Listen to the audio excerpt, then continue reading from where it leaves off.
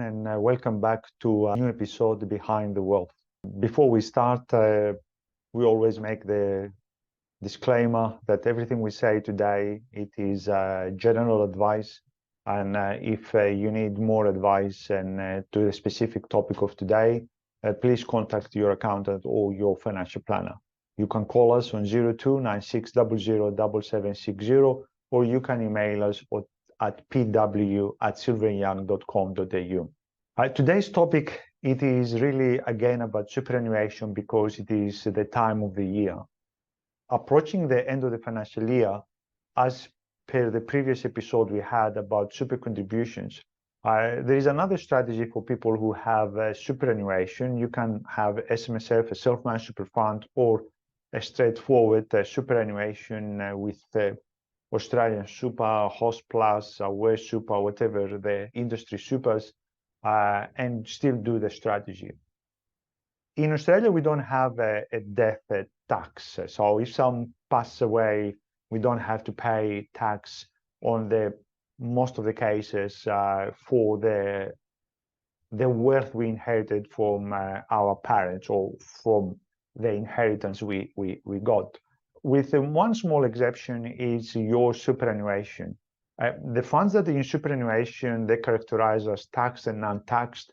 And for the funds that haven't been taxed, when you pass these funds to the second generation after you, say to your children, if they are not tax dependent, which majority of the times they are not, 99%, they are not, they're already working, they have their own families, then they have to pay an extra 17 tax, and sometimes up to 32% tax extra. But usually it is 17% tax. So to avoid that, there is a strategy that a lot of times we initiate, especially at the later stage of our working life, say between 55, 60, and 75 nowadays, to withdraw money out of your super and recontribute it back again to your super. This, it doesn't really benefit you. The reason it doesn't benefit you, you have nothing really to benefit because you withdraw money out of the super, which is usually tax-free, and recontribute it back as a non-concessional contribution, which is again not being taxed as the usual employee contributions or personal contributions as a concessional tax, concessional superannuation contributions that tax 50%. So this is withdraw and recontribute strategy. You take the money out of the super, you recontribute it back to the super. What it does, it converts the money from tax to non-tax. So when your kids, your children, whoever is the beneficiary of your superannuation in your will, it will get this money tax-free, or the portion of that money tax-free. Of course, it's not straightforward. There's some complication, what percentage of that is compared to the other, which is not tax-free. But this is more detailed, and you need to have a discussion with your accountant and your financial planner. The moral of the story of today's episode is, if you are in that age, 50, 55 and above, up probably to 75, you should consider this strategy. If you talk to your accountant or your financial planner, they know what it is and they will help you out. And it's called withdraw and recontribution strategy. And the aim is to convert your superannuation to tax-free for your children.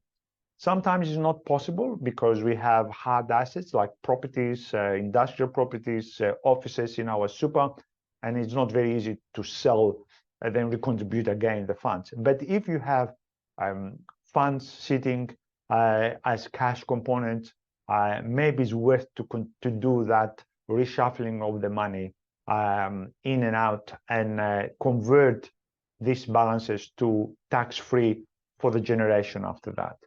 Another strategy you can do regarding this is if your balance is very high and your wife's balance is low, or vice versa, then you can take money out of your superannuation and recontribute it back to your wife.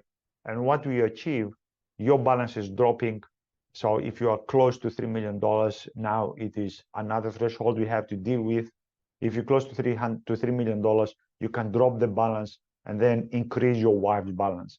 And by doing this, also converting the money, if you contribute this money, these funds to non-concessional contribution to your wife's account, you also convert them to tax-free component for your children when many years later inherited these funds to be tax-free. Why you need to do it now, or you need to do it when you're close 55 to 75, is the reason is because there are some special conditions.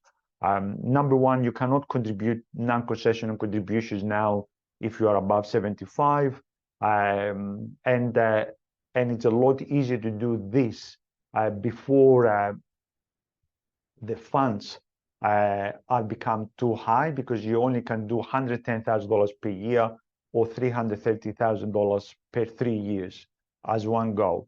So if you start now at 55, 70, 60, for example, you have enough time to convert it till you get to an older age that you cannot do anymore this strategy. The point is for you to be aware, ask your accountant, ask your financial planner, and I'm sure they will more than capable to help you out. If you have any questions, please give us a call on 0296007760 or email us at p@silverandyoung.com.au.